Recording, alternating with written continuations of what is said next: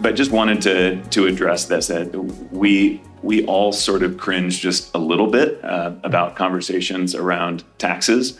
But the reality is that the services like having the police show up at your home or business when your safety is compromised, or having the fire department take you to the hospital or help you protect your property from fire damage, having open space to go to that's safe, that's well maintained, and provides recreational opportunities for your family. These are services that we receive as residents, and they're funded through taxes.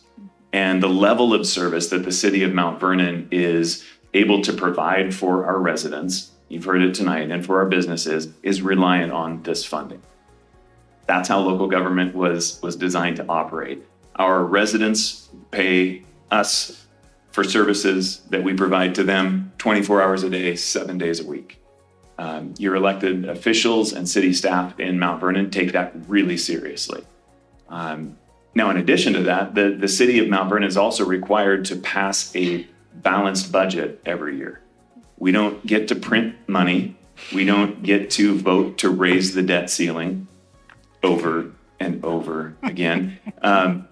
Like every one of our residents with a personal household budget, we have to match our expenses to our income. The city's been very transparent about the fact that for years and for a number of reasons, namely the inflationary cost of doing business, Mount Vernon's expenses are outpacing our revenues.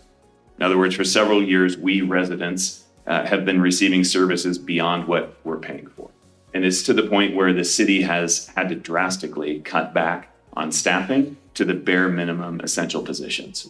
And we're operating now at a staffing level where it is just not possible to keep up and to provide adequate services for a population that's grown by over 50% in the last 25 years. The size of our city and the demand for city services that are demanded by 36,000 residents now are growing at a rate that's vastly outpacing our income. People are usually shocked when I tell them that the portion of funding that goes from their property tax to the city of Mount Vernon to fund our services, all of our services, is about 15% of my property tax payment goes to the city of Mount Vernon. That's what's left after the state, the school district, the county, the other taxing jurisdictions get their share. We're doing a lot with a little. And so the solution for a city that's committed to passing a balanced budget is pretty simple. We can either increase our revenue or we can cut services, because we can only provide that level of service that our residents are willing to pay for. And so this levy is nothing more than a question for our residents. What level of service are we taxpayers willing to contribute toward in order to make our city safer, to fight crime, to save lives, to enhance the quality of our lives here?